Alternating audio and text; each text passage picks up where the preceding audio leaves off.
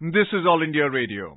In the program Spotlight, now we bring you a discussion on Prime Minister's message at the World Economic Forum in Davos, India and global supply chains.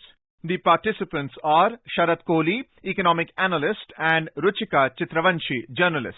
Prime Minister Narendra Modi on Monday addressed the World Economic Forum's Davos agenda through a video conference speech. And in his speech, he's talked about a lot of pressing issues, whether it be COVID or climate change or cryptocurrency and reforms. And he's talked a lot about how India is a very good investment destination and what all the government is doing for the ease of doing business. A lot of these things that PM has touched upon. Mr. Kohli, what was your biggest takeaway? And also, if you can put some context to the time at which Mr. Modi's address is coming, because global economy is reeling under pressure. We are still not out of the pandemic. What is the significance of some of the things that the Prime Minister said in his address? The biggest takeaway for me is the long-term vision with India as an investment destination, which the Prime Minister has shown. So I think this is the time when the world, as you rightly said, is going through a very tough time. Pandemic has spread through the world and it has been 2 years now, and the consequences have been devastating, not just for human life, health, but direct collateral, I would say, is the economy. And I think this is the time when all countries around the world are trying to find ways and means as to how to overcome, how to get past this whole problem, and how to economically survive and thrive. So I think India has shown that spirit, unleashing that spirit, I would say, where I remember in 2020 when Prime Minister said that making an opportunity out of the crisis. So I think that is what the Prime Minister's speech was aimed at, that there is crisis, but let us try and make the best out of the situation that we are in. There's nothing much we can do about it as far as the health crisis is concerned. I mean, vaccines are there, hospitalization is there, whatever best is being done. I mean, there's nothing much which the governments can do beyond what is being done right now. But what can definitely be done is that you can try and make it as an opportunity and try and reshape your economy. And in 2020, when this pandemic came, the announcement of Atmanirbhar Bharat Abhiyan was the first step. And I think Prime Minister has glorified, has emphasized on the self-reliance, as he called it in Davos. So I think the self-reliance was the focus. Long-term vision was the focus.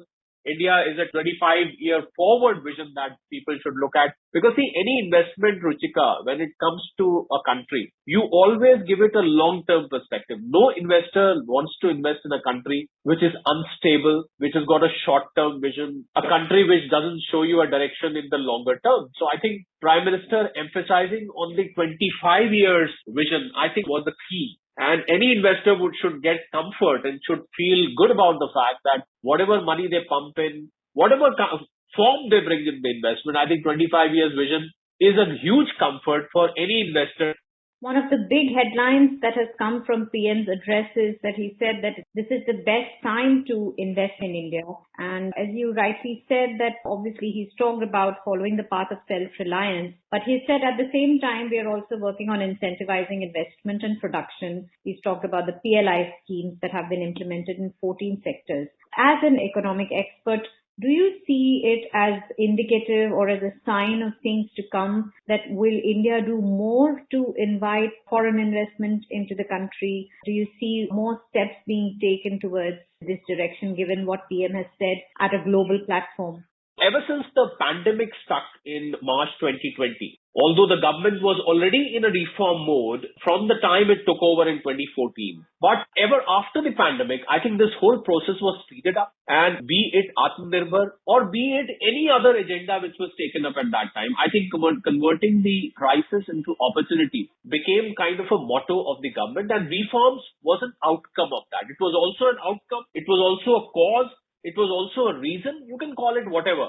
But I think reforms have been forthcoming. They have been brought in one after the other. I mean, if we start counting reforms, we can probably burn away rest of the time in discussing only the reforms. But I personally feel that reform is the only way for this country to go forward. If this country wants to become a developed world from a developing world, I think it will have to go for reform, undoubtedly. And I think the government is quite committed to that. And we can see in the times to come, we have a budget coming on 1st of February. Well, people are looking forward to that budget because budget is again coming at a time when country is going through the pandemic. So I think reform is the way forward. And this is again gives a lot of comfort to the investors because a country which is, whether it is labor reforms, whether they are land reforms, whether they are ease of doing business, whether it is currency related reforms, whether it is trade related reforms, I think whether it is taxation related reforms, I think the list of reforms, as I said, is endless. But then for an investor, if I'm an investor for that matter, I would get a lot of comfort in the fact that the country is in a reform mode. And if my investment for any reason is facing a challenge or I've got a problem in some sector, dealing with some government department, fulfilling a process, I think I would feel relaxed the moment I find that government is in reform mode. The government wants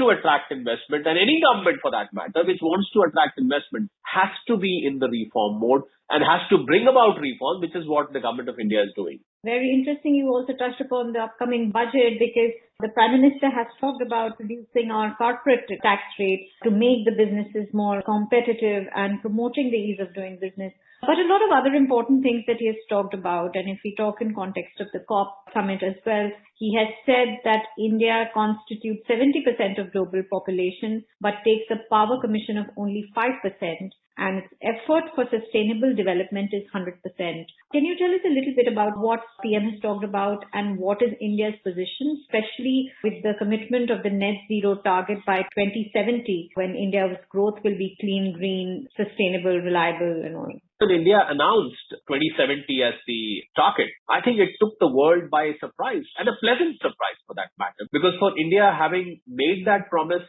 that because it's not easy to be carbon free, to have zero carbon emissions, I think it is some of the best countries around the world, some of the most developed countries around the world did not have the courage to make a commitment of that sort. So with this kind of statement coming from India, I think it was a very welcome news for the world, and the world, I think it made a very positive impact on the world as far as India is concerned, that a country which has got almost 1.4 billion people and which is still primarily at this point of time dependent on coal and some of the other fossil fuels and customary energy sources is making a commitment. And I think the government has already moved in that direction. I have a feeling that we should be able to achieve this goal. The speed at which the government is putting forth those reforms and taking decisions in that regard, whether it is green energy, whether it is anything related to climate, I think we can easily achieve that objective at least 10 to 15 years before 2070. So I would say that 2070 seems to be the outer limit, but the speed at which the government has committed itself to the reforms related to climate change, related to carbon emissions.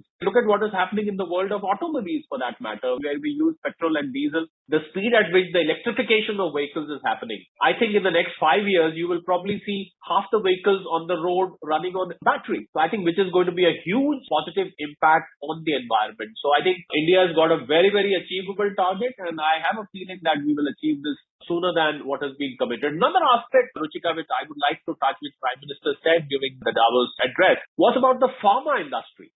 I think with India being the third largest pharmaceutical manufacturing base, I think it showed the commitment of the country. Well, not many people knew that India is such a big pharma producer until the pandemic came. Of course, the people who study, people who are experts, people who follow the sectors, they knew. But I think Aam Janata did not know that India is such a big pharma supplier. So third largest pharma producer in the world, having saved millions and millions of lives around the world and supplying pharmaceuticals at prices which are unmatched and the quality which is unmatched. So I think India's supremacy, India's comprehensive leadership in the world of pharmacy has been re-established, has been restored. And I think the world is now looking at India to not just for communal harmony, not just for brotherhood. The world is looking at India for health reasons as well. I think which is a huge takeaway from this speech. And I have a feeling, and there was one more aspect which I thought Prime Minister did touch upon a little bit, but maybe not, but which is India becoming world's biggest defense supplier. We can see manufacturing on the defense products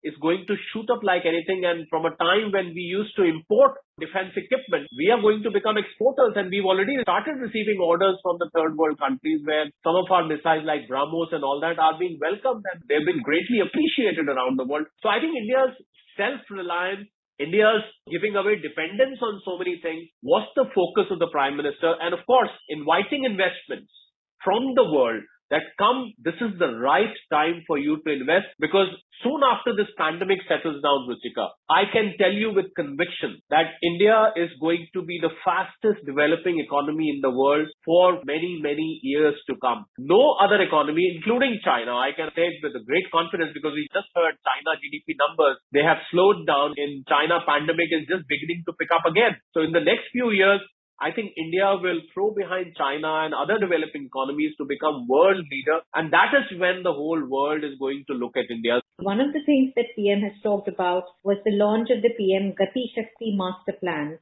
which integrates infrastructure development implementation, seamlessly connecting goods, service and people. Now, this is also a very big incentive for investors to come into India, because one of the big challenges is the logistics. And if we are able to do this, then that will also attract a lot of investment. Mr. Kohli, where do we stand with this plan right now? What are the challenges that might come in our way? Because we need to also have a bit of a balanced view on what is it that India needs to do in these areas going forward.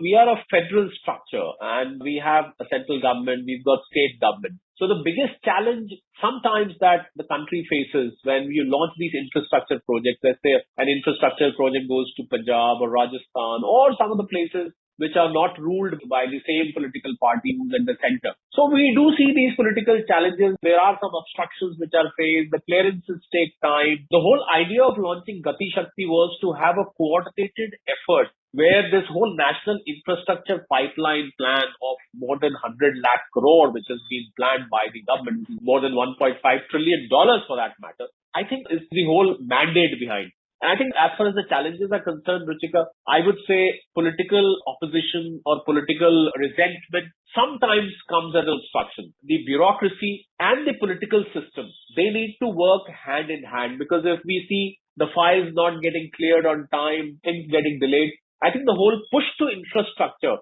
gets delayed. And it takes years and years where it should take a few months and so on. So we heard the government saying that what used to take years now takes a month to clear. So I think that was the whole idea of Gati Shakti. But commenting generally on the whole infrastructure push which the government of India has committed itself into, I would say that any country, when it has to be a developed country or when it has to be getting a tag of a developed country, I think the very first thing that you need to have there, social security, there are so many things which we count a developed country as be having or be characterized with. The very first thing which you need to look at is a solid infrastructure. You land in a foreign country, you see neat and clean roads, very well organized airports, ports, railway stations. The railway stations look like airports.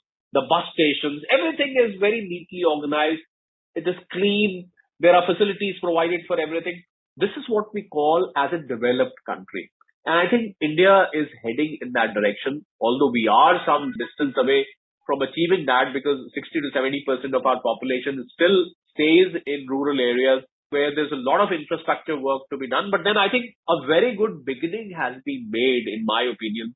And I think this will take the country forward into that realm where we can be called as a developed country in, let's say, next 20 to 25 years. And which is why I think Prime Minister has put this 25 years vision. And another reason why 25 years vision has been put is because India will turn 100 in the year 2047. That is why a kind of a block of 25 years has been taken, where the world can see when India turns 100, India must be a developed economy at that time. I think that is the vision from which Prime Minister was probably coming from. That is the vision he's looking at, that at India at 100 should be a developed country. India at 100 should not be a developing country. So from an emerging economy, we reach the status of a developed country. And I think that is where the whole vision lies. And infrastructure, as you rightly said, is going to play a very, very key role in that, because unless we are strong on infrastructure, it will be very hard to be tagging ourselves as a developed country. Very well summed up the entire address of PM at the Davos agenda on Monday. We obviously are on a good path. There are silver linings of hope even through this pandemic. And hopefully, as you said, India will chart its course and the long-term vision will be achieved, where India will not just be a developing country, but a developed country. Thank you so much, Mr. Kohli, for joining us. You were listening to a discussion on Prime Minister's message at the World Economic Forum in Davos, India and Global Supply Chains. The participants were Sharat Kohli, economic analyst, and Ruchika Chitravanshi, journalist. This program was produced and presented by the News Services Division of All India Radio. You can listen to it on our mobile app, News on AIR. This program is also available on our YouTube channel, News on AIR Official. You may email your opinion about this program at airnsdtalks@gmail.com.